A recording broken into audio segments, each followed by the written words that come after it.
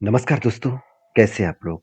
आज मैं डिस्कशन करूँगा कुछ अपकमिंग टॉप कंपनीज़ के आईपीओ के डिटेल्स के बारे में, जो अपकमिंग 2026 में ही आईपीओ का अपडेट लेके आने वाले हैं। अभी देखिए मार्केट का सिचुएशन कुछ नेगेटिव है, मतलब जिस तरीके से कंटिन्यूअसली यूएस और ईरान के युद्ध चल रहा है, उसके कारण मार्केट में बहुत ज़्यादा करेक्शन हुआ है और इसकी वजह से कोई भी बड़े कंपनी आईपीओ नहीं लेके आ रहा है। तो छोटे-मोटे कंपनी आईपीओ लेके आ रहे हैं, तो बड़े कंपनी कब आईपीओ लेके आएगा और कौन सा कंपनी का आईपीओ आएगा, चलो आज इस वीडियो के अंदर मैं डिस्कशन करूंगा। सबसे पहले जो कंपनी है जिसके बारे में बात करूं उसका नाम है एनएससी। देखिए एनएससी, आप सभी को बता दूं, एनएससी देखा जाए तो इंडिया के सेकंड लार्जेस्ट एक मतलब एक्सचेंज है। देखा जाए तो बीएससी और एनएससी दोनों ही एक एक्सचेंज है, तो उस एक्सचेंज के बेसिस में एनएससी बेसिकली आईपीओ लेके आएंगे, क्योंकि बीएससी पहले से ही मार्केट में लिस्टिंग है। तो इसका आईपीओ आने से पहले कुछ डेटा पॉइंट्स मैं आपको बता दूं। कंपनी के देखा जाए तो एसेट्स वगैरह लगातार बढ़ते चले गए।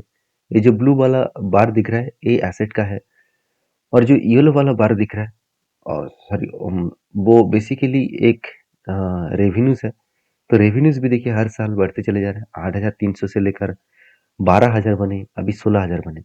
अभी प्रॉफिट जो है वो यहाँ पे आप देख सकते हैं, लास्ट वाला जो बार है 4,600 से लेकर 7,300 बने, 8,300 बने। अभी करंटली 8,300 के आसपास डेटा दिख रहा है।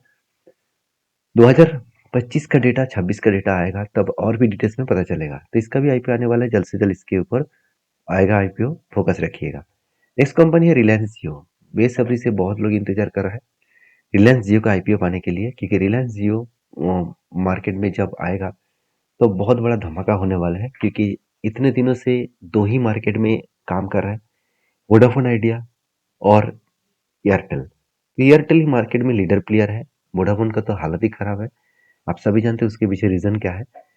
तो यहाँ पे रिलायंस के बारे में चर्चा करूँ तो रिलायंस जल्द से जल्द आईपीओ लेकर है, तो इसके ऊपर भी फोकस रखिएगा। नेक्स्ट जो कंपनी उसके बारे में बात करूँ उसका नाम है ओयो। ओयो एक होटल बिजनेस के ऊपर काम करते हैं, हॉस्पिटलिटी के ऊपर काम करते हैं।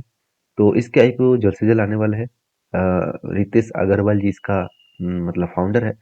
तो इस कंपनी के ऊपर आईपीओ जल्द से जल्द आपको दिखेगा, तो कंपनी के ऊपर जरूर फोकस रखिएगा, क्योंकि ओवरऑल 157,000 से भी ज़्यादा इसका होटल्स वगैरह है 35 कंट्रीज में। एक बहुत बड़ा प्लेटफॉर्म लेकर काम कर रहा है, तो इसके ऊपर भी फोकस रखिएगा।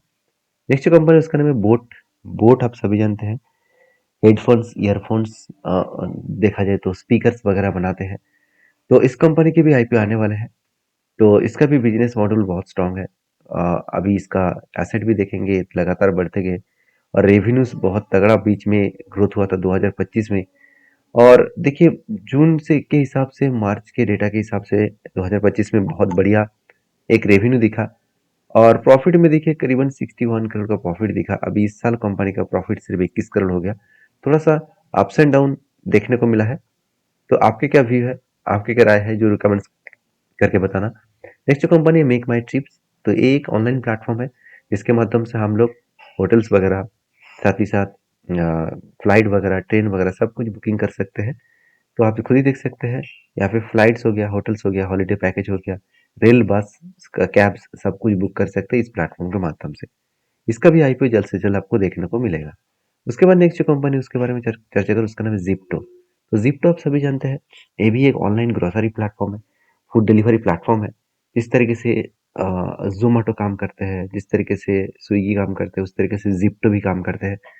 तो यहाँ पे आप देख सकते हैं, the fast growing quick e commerce company है, और 2020 में स्टार्ट हुआ था।